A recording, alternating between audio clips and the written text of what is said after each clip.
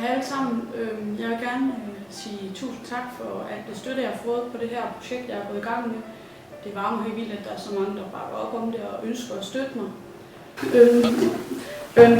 Det hele startede egentlig i børnehaven, hvor jeg var bange for at blive forladt og kunne ikke lide at blive afleveret og sad og græd, når jeg skulle afleveres og sådan noget. Så det var en hård omgang at komme igennem det gang, jeg kom igennem det, og startede så i førskole, hvor jeg var bange for at blive forladt og sådan noget. Men så kommer vi i 2008, der var vi i Thailand med min familie, min mor, far og lillesøster. Og der blev min mor så syg af noget, der hedder denguefeber. Og det er så anden gang, hun får den her sygdom, og jo flere gange man får den, jo sygere bliver man. Så det var sådan 50-75% chance for, at hun vil overleve den sygdom. Hun overlever så, men det var også en af de ting, der har sat spor på mig i dag, og hvem jeg er, og har påvirket mig rigtig meget.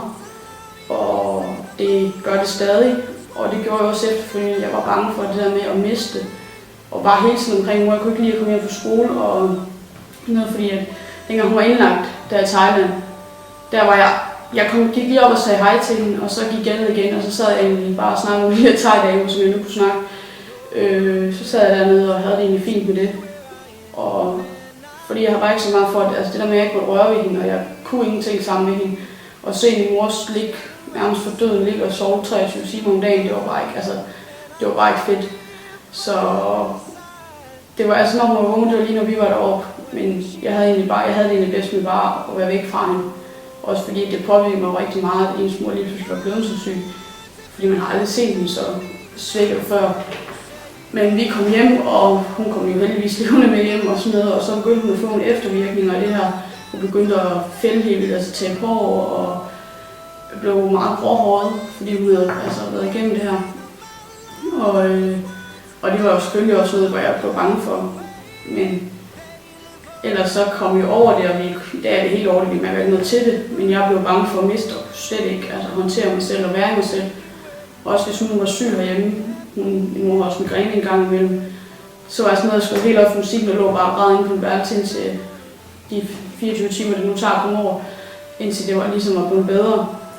Så det var, det var sådan jeg levede på for en periode. Og jeg kom videre igen, og jeg tror, jeg gik et år igen. Så det var omkring 6. klasse, hvor vi har idrætsdag, og jeg står og vi spiller fodbold, og det elsker jeg rigtig meget. Og jeg står nede i mål, og så kan jeg bare mærke, at jeg bliver lam i min ene side. Jeg bliver følelsesløs i min side.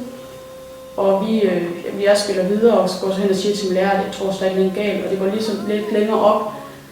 Og så cykler jeg bare hjem, fordi jeg bliver så bange. Og så cykler jeg hjem, og så begynder det at gå op i ansigtet og ned igennem kroppen og sådan. Hele venstresiden bliver bare lammet og ind i munden og sådan noget. Og jeg blev sindssygt bange, for jeg tænkte, hvad fanden er det, der sker her? Så vi tog til lægen, og han sagde, at der var ikke noget. Så jeg blev sendt hjem igen. Og så står jeg mange år ved skien og køber noget Nimatis, og så står jeg bare inde ved at besvime og siger, okay, jeg sætter mig ud i bil, og så satte jeg mig så ud i bil. Og så efterfølgende, der fik jeg sygdomsangst, angsten for at blive syg, hvor jeg havde symptomer på alt. Du kunne sige til mig, eller jeg begyndte mig selv ind, at jeg havde en blodprop. Og der var ingenting, jeg kunne mig selv, at jeg havde kræft, og jeg havde jo alle symptomer på de sygdomme der, så det var helt vildt. Jeg rendte til læge hele tiden. Så jeg siger min læser til mig, Michelle, jeg tror, jeg vil ikke engang prøve at måle noget på dig, for jeg ved, at du ikke har en blodprop. Og så siger han, det kan være psykisk, og så sidder jeg bare, jeg kan ikke rigtig forstå, at psykisk det kan gå ind og spille sådan en stor rolle. Men vi kommer så for så at vide, at spørger så om, eller siger til mig, at jeg skal til psykiater. Så siger min psykiater, det er bare sådan noget for psykisk syge, og det skal jeg bare slet ikke. Men vi kommer så til en psykiater i Horsens, Ulla Lægaard, hvor jeg ikke går længere. For jeg kommer lidt ind på det senere, men jeg kommer videre til Rigskov. Men der begynder hun det første, hun siger til mig, det er, hun tror, jeg er ADHD. Og jeg tænker bare, nej. Og det er de drenge, der hænger i gardinerne og sådan noget, det kunne ikke passe. Jeg havde ikke ADHD. Men så begyndte hun at snakke mere og mere om det, så kunne jeg godt se mig selv i det. Og jeg kunne godt se, at der var nogle ting af ADHD, det kunne egentlig godt være mig. Men også alle andre, når jeg kom og sagde, at så havde jeg fået diagnosen og sådan noget, og så fik jeg at vide, nej, det passer ikke, hvis jeg går i ADHD. Og det der med at skulle sidde og undskylde, at man egentlig havde en diagnose, man havde fået stillet, og man havde været deroppe, det er jo ikke bare sådan, at det var igennem 5 gange, jeg har gået deroppe, før jeg egentlig fik den diagnose, for du skulle være sikker på, at det du sagde var rigtigt og sådan noget. Men det var så hårdt, at man skulle sidde og prøve at forklare, at man egentlig havde ADHD, og at de andre så bare tænkte, at det er pisse med dig. Men så jo længere til, at man kom, og jeg fik en lærer ind at forklare om det, og sådan inden for min kommune. Og så kunne vi andre også godt se, okay, der var måske noget ADHD ved mig og sådan noget. Men fra 7. til 9. klasse, det har nok været noget af det hårdeste, egentlig. Jeg kom i skole, men jeg var ikke deltagende til timerne. Der var en periode, så i hvert fald en måned, hvor jeg sad ude foran klassen, hvor jeg ikke var med i deltagende timen, og det var en vinterperiode der, og hvis jeg ikke var deltager, eller hvis jeg ikke sad ude på klassen, så var jeg gået ned på fodboldbanen, og så var der noget, indtil jeg egentlig kunne gå op i klassen og tage min taske igen og se hjem. Så der er meget skolegang, jeg går glip af. Men der var ikke, mine forældre fik ikke noget videre om det her, det stod på, så det var også, altså, det var simpelthen nemt for mig at komme hjem og sige, at jeg har haft en fin dag i dag. Så det gik egentlig lang tid. Det var først en forældresamtale, at de fik det at vide. Og så har jeg også oplevet, fordi jeg så snakkede med EKT-lærer og sådan noget, fordi ja, altså den EKT-lærer på skolen, jeg snakker rigtig fint med hende, hun hjalp mig også, men så en dag så kom min søster hjem og siger, nu har vi haft hende, den EKT-lærer i min klasse, og hun har siddet og bare udstillet mig, altså min søster, fordi hun har siddet og fortalt en hel masse ting om mig og min ADHD, og at det bare var pisse. Så hun spurgte min søster, om det ikke bare var pisse til at have en søster med ADHD og sådan noget. Og det, må jeg sige, det brud på den tillid, man har haft til folk der, den er bare noget sådan i år. Altså jeg er så sur over det.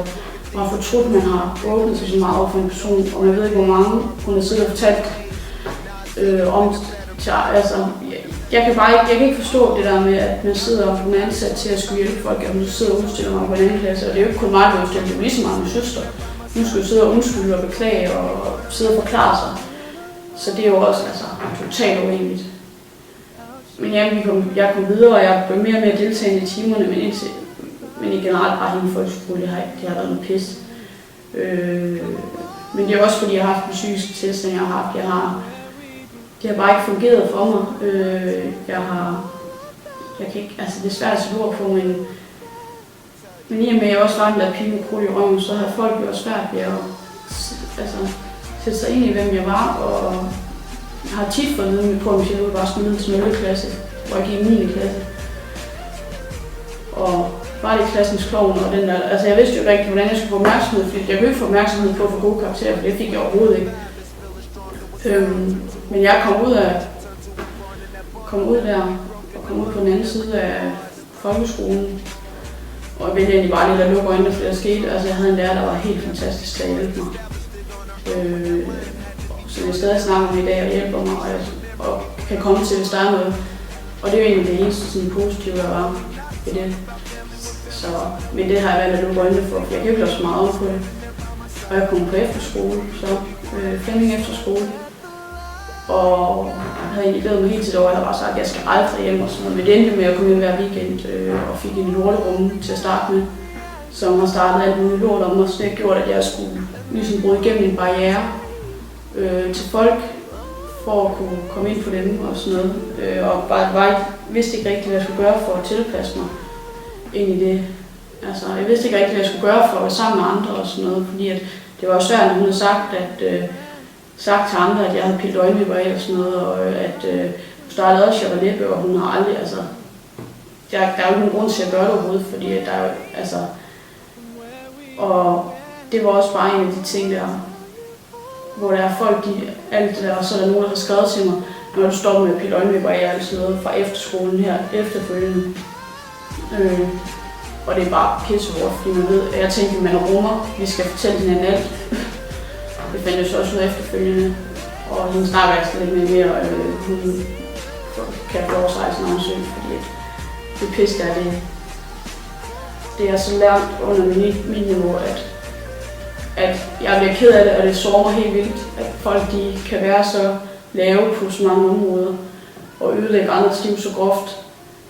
Men så sidst på de sidste 3 måneder på efterskoleåret, der finder jeg så nogle piger, jeg bare klinger sindssygt godt med, og har det så fantastisk med.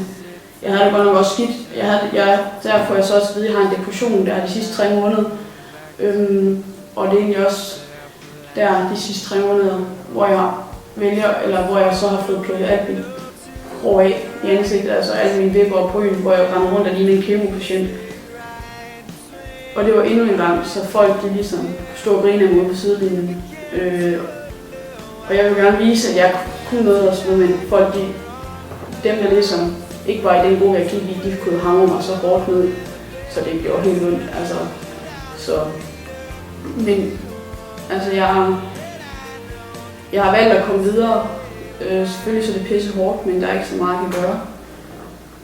For altså det er fortid, men i hvert fald fik jeg de der veninder der var der 100% for mig og kom sammen med nye rumme, 2 nye rummer, som bare var pisse gode for mig. Men jeg havde det så også så svært på det tidspunkt, at jeg begyndte at få selvmordstanker og så hele tiden mit eget liv og sådan noget. Og den dag der blev det hele bare for meget til mig. Jeg skød ind på efterskolen, bare gå væk, blev ved med at gå, og så kom en mentor der og samler mig op og har fundet mig. Og igen så er det sådan en impulsbeslutning, jeg har taget, at det er jo bare et dumt valg, jeg har gjort. Men komme ud med også står efter skolen. Jeg savner dem, jeg gik med i dag, men altså, hvis jeg kunne have gjort det om, så havde jeg valgt noget andet. Altså, det var et forkert valg. Men det er et fedt år, nu har jeg prøvet det, og jeg ved hvad, altså det fællesskab, hvad det vil sige og sådan noget. Men jeg tror, hvis jeg ikke havde åbnet så meget fra starten, så tror jeg havde ændret det hele derude. Ja, men jeg kom ud, og så nu er jeg startet på EUX Business på Campus Vejle. Og det er bare pisse godt. Og har fået arbejde, som jeg nu er blevet sygemeldt fra, fordi jeg ikke kan. Jeg er simpelthen for langt ned til at kunne tage et job. Så endnu et nederlag. Men jeg starter ind, og jeg lige pludselig begynder at få, nu prøver jeg for 10 og 12, og jeg ved ikke, hvad der er sket, og hvad der er, der gør det. Men jeg tror, det er, at jeg har fået en ny chance, og det er at komme ind i en klasse, hvor jeg føler, at jeg er en del af klassen, og føler, at jeg er en del af midten af klassen. Det gør bare helt, altså det gør mig en verdensforskel. Og det er bare, altså jeg kan ikke beskrive den følelse der, at der er nogen, der kommer ind og spørger til, hvordan man har det, og bare, altså, man kan få lov til at være sig selv, selvom jeg har det svært nu, sådan jeg har svært ved at se, hvordan jeg kan have fået det så dårligt, som jeg har lige i øjeblikket, fordi at alt skulle jo se perfekt ud. Altså lige nu der har jeg en svær depression, og lider af telegomani, og har voldsomme selvmordstanker, og har inden for de sidste 4 uger været på psykiatrisk trædestue 3 gange med selvmordstanker. Men problemet er, at dem, der ligger derinde, de er simpelthen for syge til, at jeg kan komme ind og ligge sammen med dem, fordi det vil ske på lukket. Og lige nu der går jeg på samtale i Rigskov, kommunen er inde over, og jeg har fået en kontaktperson. Og den skole, jeg går på, er helt exceptionel til bare at hjælpe mig. Og den lærer, jeg har på skolen, og jeg har fået en kontaktlærer, altså hvis det ikke havde været for dem, så tror jeg ikke, jeg har været her i dag. Fordi den måde, de har fået mig tilbage på vejen på, altså det kan lyde latterligt, men den måde, de har fået mig bragt tilbage på et rette spor, når det hele var været sejlet. Og min lærer, der har skrevet til hende, og hun har stået og skulle tage stilling til, at når jeg har siddet og bare har lyst til at tage mit eget liv. Altså, men hun har været for mig og hjulpet mig og været god til at snakke til mig. Og hun har også været mega, altså, så siger hun til, at vi snakker her en anden dag, og så siger hun til mig, ved du hvad, Michelle, du kan jo godt, altså også fordi jeg er sådan en opgave og sådan noget. Der er sådan nogle gange, jeg laver kun halvdelen opgave og sådan. Så siger du kan jo godt, du kan lige så godt få op 2 år begge dele, i stedet for kun at have følt, at jeg ligesom har lavet det halve og sådan. Og det er hun ret, jeg bliver nødt til, altså jeg bliver nødt til at ligesom tage en ansvar selv, for jeg kan jo ikke bare lægge alle ansvar fra mig. Og jeg har også gået ned i skolen, fordi jeg ikke kan magt at være der. Men der vil jeg også prøve at komme tilbage, der ikke kommer, fordi at det får konsekvenser for mig på et tidspunkt. Ja, altså det her det er kort træk, sådan, hvordan det har været, selvom det nok har været lidt langt. Men det er sådan, det jeg ligesom har kæmpet med, og der har været mange ting igennem livet med at komme igennem det og rejse mig op. Og nu har jeg startet det her, fordi jeg tænker, at det er en fed motivationsfaktor for ligesom at se, hvad jeg kan gøre for at få det bedre, fordi motion det er jo egentlig ikke noget, jeg har lært indtil nu, fordi at det har jeg simpelthen ikke haft overskud til. Nu vil jeg prøve at starte op igen og se, hvordan det ligesom ser ud. Så tak fordi I så med.